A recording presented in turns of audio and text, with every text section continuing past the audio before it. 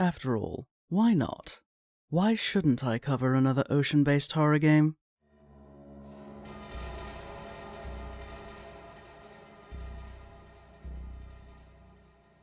So, Narcosis gave me the feeling of a Max Brooks novel, and I don't say that to be dismissive, far from it.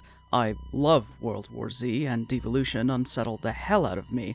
If you haven't read those, you absolutely should, and if you only know World War Z from the Brad Pitt movie, I would strongly advise you please God read the book. It's a totally different story.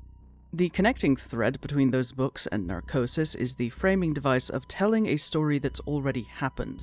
World War Z unfolds a timeline of the zombie apocalypse through chronological interviews, and Devolution does something similar with diary entries from an isolated eco-community when they're cut off by a wildfire and get attacked by Bigfoot. Yes, really, it's effectively unsettling, go read it. Narcosis does something similar, where as you play through the unfolding disaster, you listen to a radio interview recounting those events. What are those events? Well, the deep-sea facility known as the Oceanova is hit by an earthquake, and if you don't think that's a problem when you're underwater,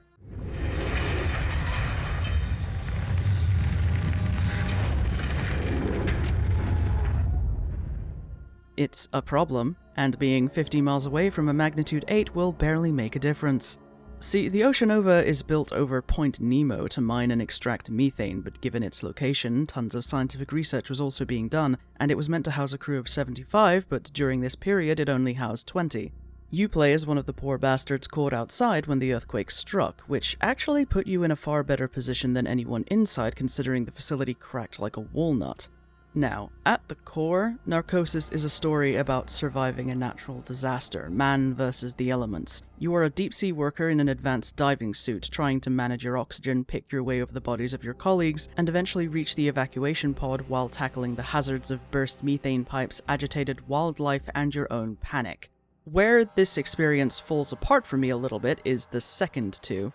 You may have noticed the arachnophobia warning was for spider crabs, which are these guys. These are specifically modeled after Japanese giant spider crabs, spindly dudes who pick along the bottom of the ocean, feeding on carrion, algae, and mollusks. They look worse than they behave, and I understand why the game uses them in place of spiders. They're effectively creepy looking, but they spend most of their time hiding from predators and decorating their shells for camouflage.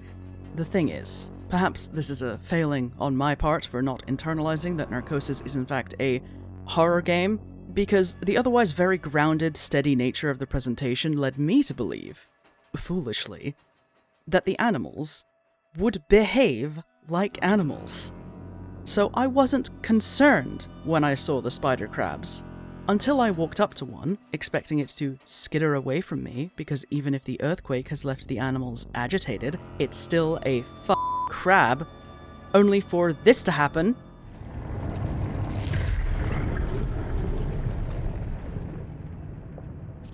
Excuse me? No! No! That's not a thing! They can't stretch their leggy out real far and punch through metal. They're made of chitin! Chitin isn't tough enough to pierce metal! It would break first, I swear to God. It's such a small thing in the grand scheme of the game, but it threw me out immediately because it was at odds with the largely realistic setting. Same thing with the anglerfish you can encounter later that slams into you like an angry beach ball and tries to swallow your head as if they too would have the jaw strength to bite through a titanium suit, which they do not. They are ambush predators that hunt by slingshotting their jaws forward and sucking in prey whole. The teeth are really just there to stop things from escaping like prison bars. Additionally, they're really not built for speed or agility, so gathering so much momentum to slam into you like this would be a feat in and of itself. Don't let Roanoke Gaming's arguably justifiable hatred of anglerfish fool you. The only threat they pose to you is your peace of mind. The one animal I will concede as a genuine menace to your survival is the squids, because certain species have absolutely tried to rip divers' masks off. Those fuckers know what they're doing, and if the giant squid that looms into view a couple of times for the sole purpose of scaring you actually took an interest in cracking you open, that's the animal that would do it. The anglerfish and the spider crabs, though? No. Not to mention, Oceanova is down here. It's built at Point Nemo, which is the point of the ocean farthest from any coastline, the most remote place on the planet, and consequently where we've decided to retire our spacecraft and satellites because they're not going to hit anything. But in this story, we've built a methane hydrate mining facility down there. You may realize, by the name Japanese spider crabs, that they do not live here. See, this is what happens when you annoy me. I get unnecessarily pedantic. Anyways, the panic I spoke of is tied to the title of the game, Narcosis, which in the context of diving is a condition wherein you start to feel drunk and begin hallucinating because the amount of pressure gases are under changes how they behave in your body, allowing the nitrogen to get places it really shouldn't. You may be wondering, what's the point of having a titanium diving suit if you're still at the kind of atmospheric pressure that would cause this problem? But that's the thing. You aren't. That's the point of an ADS. It stands for Atmospheric Dive Suit, because it maintains 1 atmosphere of pressure, which means you don't need to use pressure-sensitive gas mixtures. That is literally one of the main benefits from using an ADS, along with not needing to spend days decompressing. I will grant that the suit you're wearing was maybe damaged when the quake first hit, so perhaps your CO2 scrubbers aren't working right or something else has gone wrong with your air system, but the gas you would be supplied with, explicitly because you would be in a 1 atmosphere environment, would be normal goddamn breathing air at normal goddamn pressures. You don't have this problem on a submarine unless you plan on going outside the atmosphere, and at that point, you've left the parameters of this conundrum. Essentially, the ADS is a personal submarine. You shouldn't be experiencing narcosis of any kind. The worst you would experience in a situation like this would be hypoxia and hypoxemia, from constantly breathing on low oxygen.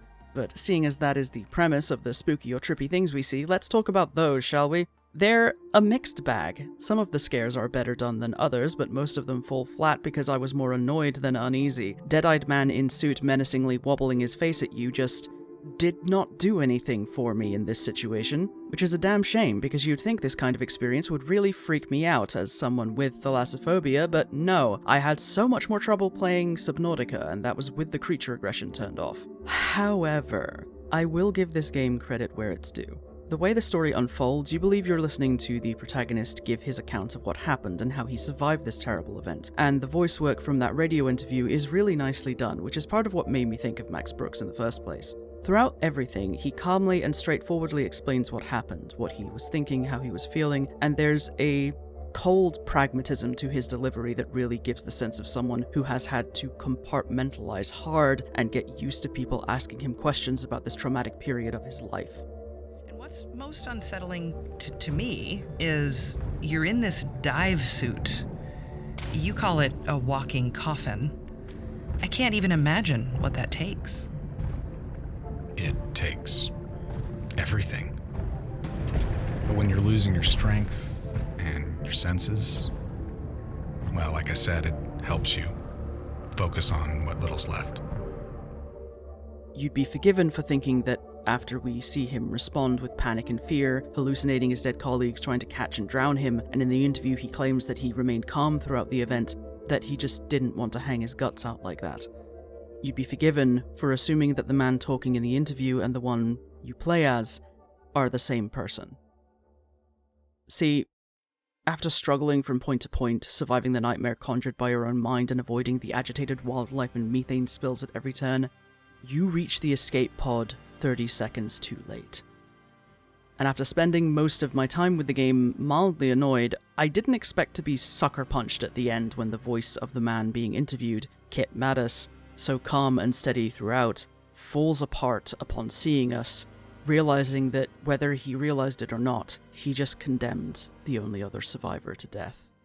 Until I saw it, fear in his eyes, I thought I was the only one.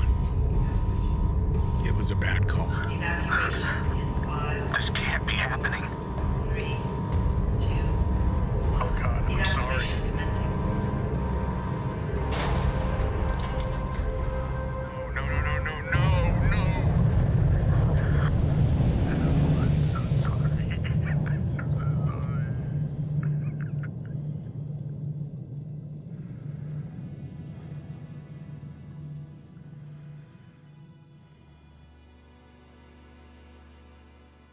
Strangely, this bit reminded me of Halo 4's ending.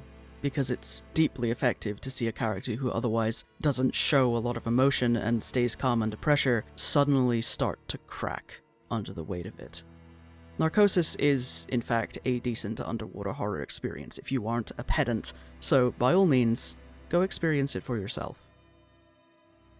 Thank you for watching, and if you enjoyed this video, don't forget to like, subscribe, and drop a comment down below for the algorithm gods. Special shout out to my YouTube members and patrons who are all very handsome people. If you'd also like to be called a very handsome people, you can support what I do here or check out the link in the description. Members and tip jar patrons get their name in the credits, while patrons of the nerd tier will occasionally get behind the scenes content and video teasers.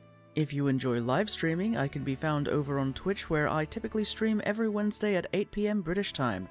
I have a Discord now if you're interested in having other friendly nerds to chat to, but for now, don't forget to drink your water, take your medication, be kind to yourselves, and I will see you all next time.